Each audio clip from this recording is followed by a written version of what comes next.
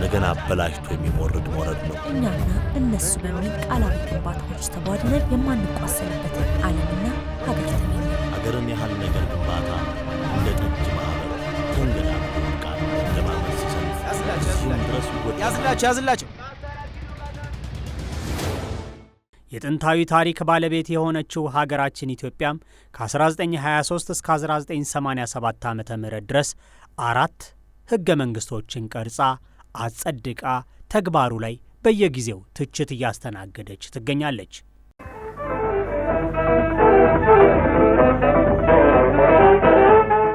በአንድ ሀገር ስለሚኖር የፖለቲካ ስርዓት፣ የስልጣን ባለቤትነት፣ የመንግስት አወቃቀር፣ የስልጣን ክፍፍልና አሰራርን እንዲሁም የዜጎች መብቶችና ነጻነቶች በመንግስትና በዜጎች መካከል ያለውን ግንኙነት የሚደነግግ ዋና የሕግ ሰነድ ነው ይባልለታል።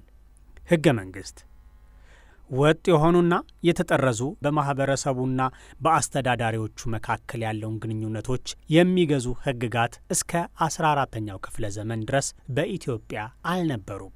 ማኅበረሰቡም ለዘመናት ሲተዳደር የቆየው ከአስተዋይ አመዛዛኝ ሰው ወይም ዳኛ ውሳኔ የሚመነጩ ሕገ ልቦና፣ ከአይሁድ ክርስትናና እስልምና ሃይማኖቶች በሚመነጩ ሕገ ሃይማኖቶች፣ በሕጎች ዙሪያ ከሚሰጡ የሊቃውንት ትምህርት፣ በስምምነት ከሚገኙና በተስማሚዎቹ ላይ ብቻ የሚፈጸሙ ልማዳዊ ወጎች፣ አንድ አይነት አሰራር ለረጅም ጊዜ ጥቅም ላይ በመዋሉ ምክንያት በተለያዩ የማኅበረሰብ ክፍሎች ላይ በስምምነት የሚፈጸሙ ልማዳዊ ሕግጋትና የአፈ ንጉሥ ችሎት ፍርዶች ለወደፊት ተመሳሳይ ጉዳይ ጥቅም ላይ እየዋሉ እንደነበር በአንድ ወቅት ዶክተር አበራ ጀንበሬ የኢትዮጵያ ሕግና የፍትሕ አፈጻጸም ታሪክ ከ1426 እስከ 1966 በሚለው መጽሐፋቸው አስገንዝበዋል።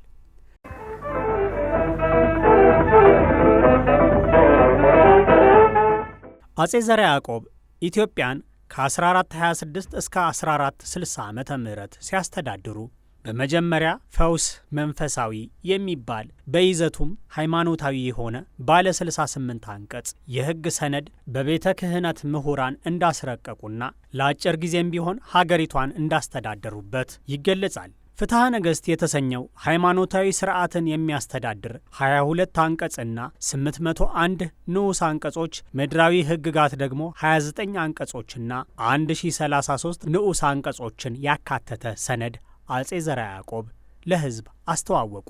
ከ1464 እስከ 1968 ከአጼ አምደ ጽዮን ጀምሮ ግን ፍትሐ ነገሥትና ክብረ ነገሥት የተሰኙ መንፈሳዊ አምሳለ ሕግ ወይም የሕግ መልክ ያላቸው መንግስታት የሚያስፈጽሟቸው ዜጎች የሚተገብሯቸው እንደነበር ልብ ይሏል። አምሳለ ሕጎቹ እምነታዊ ትእዛዞች እንጂ ሁሉንም ብሔር ብሔረሰቦች የሚዳኙና የሕግ ከለላ የሚሰጡ አልነበረም እየተባለ ይነገርላቸዋል።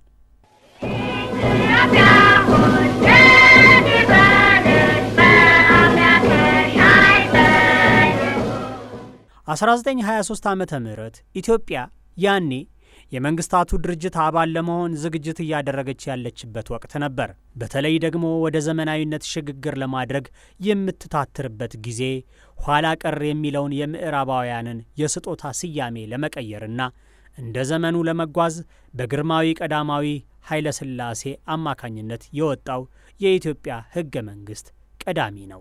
በሐምሌ ወር 1923 ማለት ነው።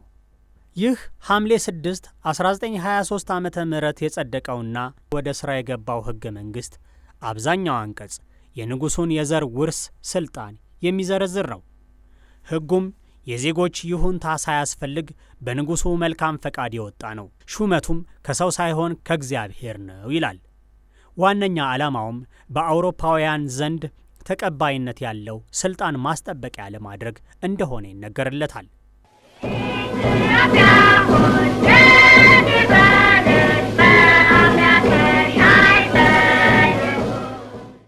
ያን ጊዜ በጅሮንድ ተክለ ሐዋርያት ሩሲያ ሀገር ሄደው ተምረው ኖሮ ለጃንሆይ አማከሩ።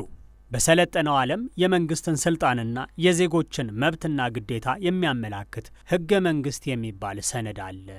ይህ ሕገ መንግሥት በሀገራችን በንግስና አስተዳደሮ ለምን አይቀረጽም አይነት ጥያቄ ያቀርቡ እንደነበር ይነገራል። በዚህ ጊዜ የዘውድ ምክር ቤት መክሮና አጢኖ በሐሳቡ ተከራክሮ ውሳኔውን በንጉሡ ሲያሳውቅ ቀዳማዊ አጼ ኃይለ ሥላሴ በጅሮንድ ተክለ ሐዋርያትን እንግዲህ አንተ በውጭ ሀገር ተምረህ ስለ ጉዳዩ ማውቀህ መጥተሃል፣ ሐሳቡም ያንተ ነውና አርቅቀህ አቅርብልን አሏቸው።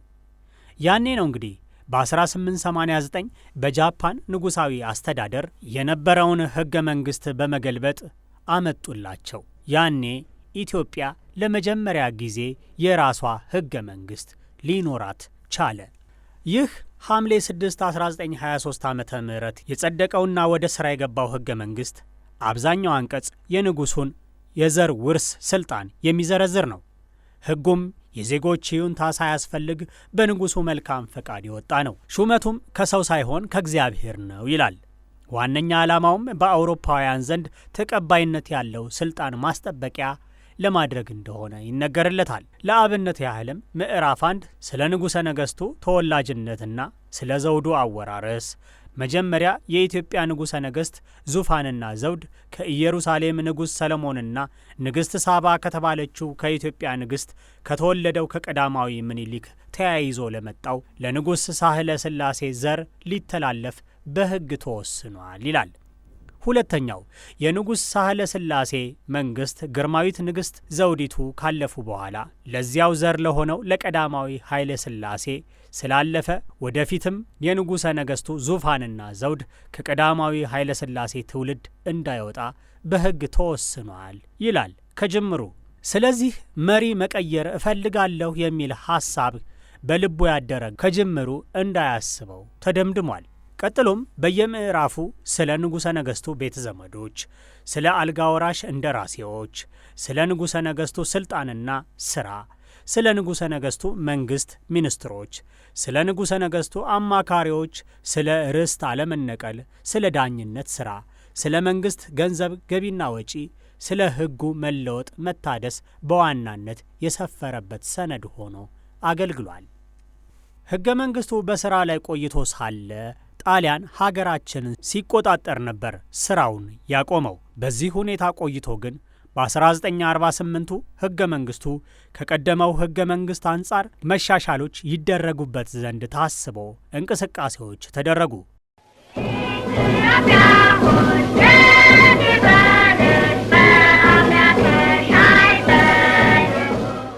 ሁለተኛው ሕገ መንግሥት 1948 ዓመተ ምህረት እንደገና የተሻሻለው የዚህ ሕግ መሻሻል ኤርትራ ዳግም ወደ ኢትዮጵያ ስትዋሃድ በተባበሩት መንግስታት ድርጅት የተሰጣት ዘመናዊ ሕግ የነበራት በመሆኑ ለአንድነቱ የሚበጁ የመናገር የመጻፍና ሐሳብን በነጻነት የመግለጽ መብቶች እንዲያካትት ተደርጎበታል። ይሁን እንጂ ሕገ መንግሥቱ ሉዓላዊ ድንበርን በግልጽ ያሰፈረ ቢሆንም የሕዝቦች ተሳትፎና ውሳኔን ግን አላካተተም ነበር።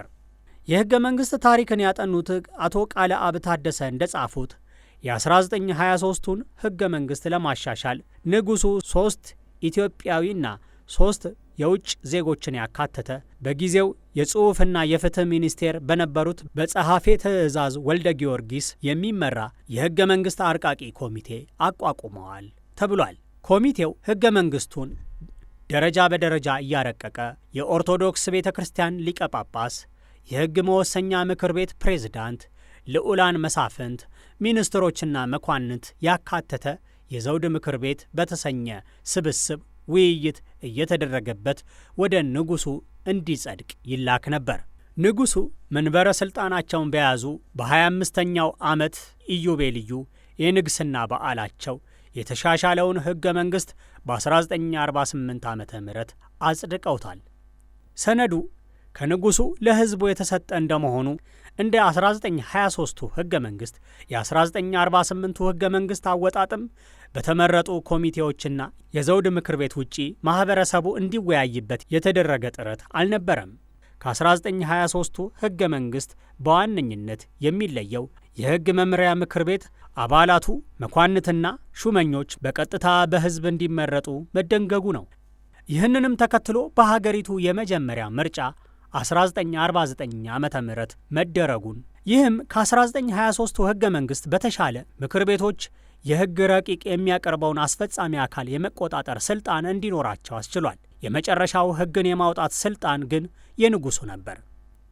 ንጉሱ እንዲወርዱ ጫናው ሲበረታ የእንግሊዞችን ሕገ መንግሥት ቅጅ የያዘ ሰነድ እንዲዘጋጅ ተደርጎ ነበር ይባላል። የሆነ ሆኖ የረቀቀው ሳይጸድቅ ወታደራዊው አስተዳደር ደርግ ንጉሱን አውርዶ የሥልጣን ማማውን ሲቆናጠጥ በመጀመሪያው አዋጅ ሕገ መንግሥቱ ሥራውን እንዲያቆም አገደው። ምክንያቱ ደግሞ የንጉሣዊ ሥርዓትንና የንጉሱን ካቢኔና አስተዳደር ጉዳዮች ስለሚዳስስ መሆኑ ይታመናል። የደርግ መንግሥት ሕገ መንግሥት ሳያረቅና ላገደው ሕገ መንግሥት ምትክ የሆነውን ሕገ መንግሥት ሳይኖረው ነው ለ13 ዓመታት ከቆየ በኋላ በ1980 ዓመተ ምህረት የኢሂድሪ ሕገ መንግሥት የጸደቀው። የመንግሥት ምክር ቤቱን አቋቁሞ የመንግሥት ምክር ቤቱ ሕገ መንግሥቱን የመተርጎም ሥልጣን እንዲኖረው አደረገ። በኢትዮጵያ ሕገ መንግሥት ታሪክ ለአጭር ጊዜ የቆየ የተባለለት ሦስተኛው ሕገ መንግሥት ነው፣ የደርግ ሶሻሊዝም ሕገ መንግሥት። ኢትዮጵያ የሶሻሊስት ሀገር መሆኗን ደንግጎ ሠራተኛውን ሕዝብ የሚያበረታታና የሚያነቃ ነው። በማዕከላዊ መንግሥት አንድ ፓርቲ የሚመራም ነበር። ኢትዮጵያ ኢትዮጵያ ኢትዮጵያ ቅደሚ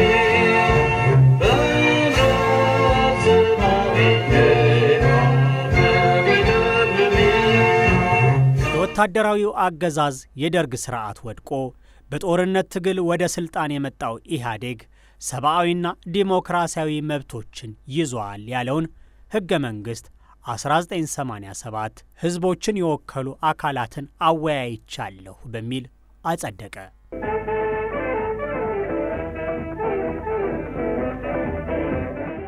ይህ ሕገ መንግሥት ሲረቀቅ በሀገሪቱ በተለያዩ ስፍራዎች የሚኖሩ ዜጎች ይምከሩበት ተብሎ ሕገ መንግሥታዊ አርቃቂ ኮሚሽን ተቋቁሞ ወደ ሥራ መገባቱ ይታወሳል። ዲሞክራሲያዊ ሕገ መንግሥት ማርቀቅና ማክበር እንደሆነ ያመለክታል። ይህንን ተግባራዊ በማድረግ ሂደት ውስጥ ኮሚሽኑ የሚጫወተውን ጠቃሚ ሚናና እኛ የኮሚሽኑ አባላት የተጣለብንን ታላቅ ኃላፊነት እንገነዘባለን። የታገሉ የኢትዮጵያ ውድ ልጆች የዛሬውን ቀን ልዩ ግምት ይሰጡታል። ለዘመናት ሲካሄድ የነበረው ትግል በዲሞክራሲያዊ ሕገ መንግሥት መረቀቅና ተግባራዊ መሆን ሲጠናቀቅ የትግሎቹ ሁሉ ማሳረጊያ ይሆናልና በየአካባቢው ሕዝቡ የመከረበት ሐሳብ ነው የተባለው ሰነድ ተሰብስቦና ረቂቁ ተዘጋጅቶ ህዳር 29 1987 ጸደቀ። ደስተኞች ደስታቸውን በተለያየ መንገድ ገለጹ፣ የቦረቁም አልጠፉም።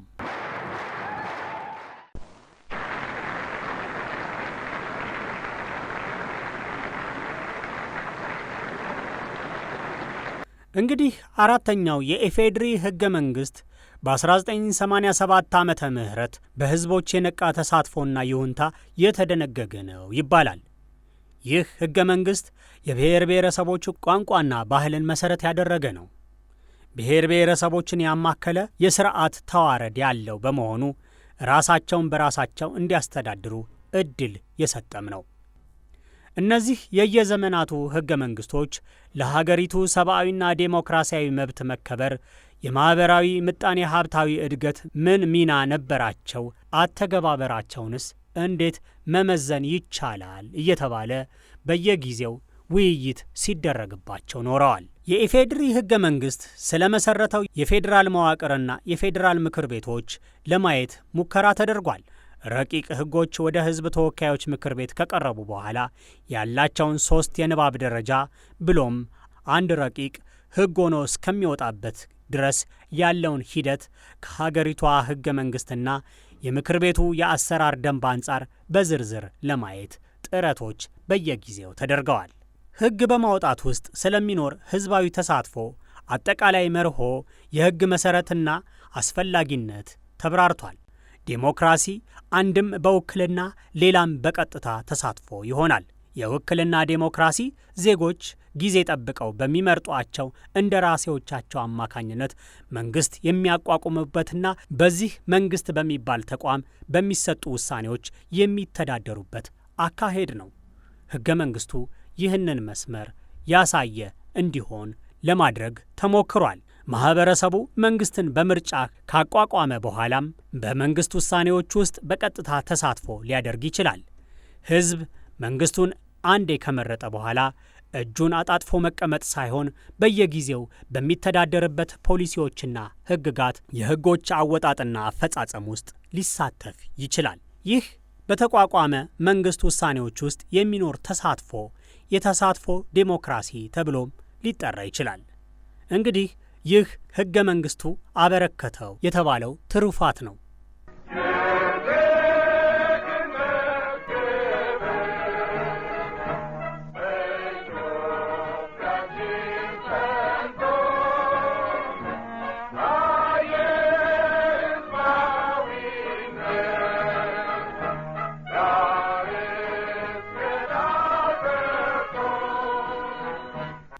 በተለያዩ የመንግስት ስራዎች ውስጥ የዜጎች ተሳትፎ እንደ ሰብአዊ መብት ዕውቅና አግኝቷል። ኢትዮጵያ አባል የሆነችባቸው የዓለም አቀፍ የፖለቲካና ሲቪል መብቶች ቃል ኪዳን አንቀጽ 25 ላይ፣ የአፍሪካ የሰብአዊና ሕዝቦች መብት ቻርተር አንቀጽ 13 ላይ እንዲሁም የኢፌዴሪ ሕገ መንግሥት አንቀጽ 38 ዜጎች በእንደራሴዎቻቸው ወይም በራሳቸው በመንግስት ስራዎች ውስጥ የመሳተፍ መብት እንዳላቸው ደንግጓል። የ1987ቱ ሕገ መንግሥት በሕጎች ውስጥ የሚኖር ተሳትፎ የመንግሥትን ተጠያቂነትና ግልጽነት ያበረታታል። በሕግ ማውጣት ውስጥ የሚሳተፉ የመንግሥት ተቋማት ለሚያወጣቸው ሕጎችና ሕጎቹም ለሚኖራቸው አስተዋጽኦ ለማኅበረሰቡ በቀጥታ የማስረዳት ኃላፊነት ይኖርባቸዋል። 1987 ላይ የጸደቀው የኢፌዴሪ ሕገ መንግሥት የሚያስተቸው የአንቀጽ 39 ጉዳይ ነው። የብሔር ብሔረሰቦችን መብት በደነገገበት አንቀጹ በተለይ እስከ መገንጠል በምትል ቃል በዚህ በርካቶች በየጊዜው ይነታረካሉ። ፖለቲከኞች ሐሳባቸውን ይሰጣሉ። መንግሥትም በራሱ በኩል ሐሳቡን ሲያንጸባርቅ ቆይቷል። በዚህም የተነሳ የ1987ቱ ሕገ መንግሥት ሊሻሻል ይገባል የሚሉ ጥያቄዎች በየጊዜው ይነሳሉ። በሕገ መንግሥቱ ላይ አሁንም ያልተስማማንባቸው ፓርቲዎችም ይሁን ዜጎችም ይሁን እስካሁን የምንጨቃጨቅባቸው ጉዳዮች አሉ። ለምሳሌ ያህል የቋንቋ፣ የባንዲራ፣ የአንቀጽ 39፣ የመሬት ጉዳይ፣ የፌዴራሊዝም ጉዳይ ሕገ መንግሥቱን ማን ነው የሚተረጉመው? በአሁኑ የ1987ቱ ሕገ መንግሥት ሁለት ጽንፍ ተይዞ ቀጥሏል። አንደኛው ጽንፍ ሕገ መንግሥት አይሻሻልም፣ እንደ ተቀረጸ ሐውልት መነካት የለበትም ባይ ነው። ሌላኛው ጽንፍ ላይ ያሉ ግን እንደ ጊዜው፣ እንደ ወቅቱ፣ እንደ ማኅበረሰቡና ኅብረተሰቡ እሳቤ ደረጃ ለውጥ ያሻዋል ባይ ናቸው። በዚህ አንጻር ስንመለከተው ይህ ሕገ መንግሥት ወደ መጀመሪያው እሳቤ ተንተርሶ የተቀመጠ ይመስላል። ስለዚህ በ1987ቱ ያለው የአንቀጽ 39 ጉዳይን ተንተርሶ ሌሎችም መስተካከል አለባቸው፣ መሻሻል አለባቸው ተብሎ ከሕዝብና ከተለያዩ ፖለቲካዊ እሳቤ ካላቸው የህብረተሰብ ክፍሎች የሚነሱ ጉዳዮች በቀጣይ በምን መልኩ ይስተናገዱ ይሆን? የ1987ቱስ ሕገ መንግሥት ይቀጥል ይሆን ወይስ በአዲሱ የለውጥ መንግሥት የመሻሻል ሐሳብ ይቀርብበታል? አብረን የምንመለከተው ይሆናል። አሻም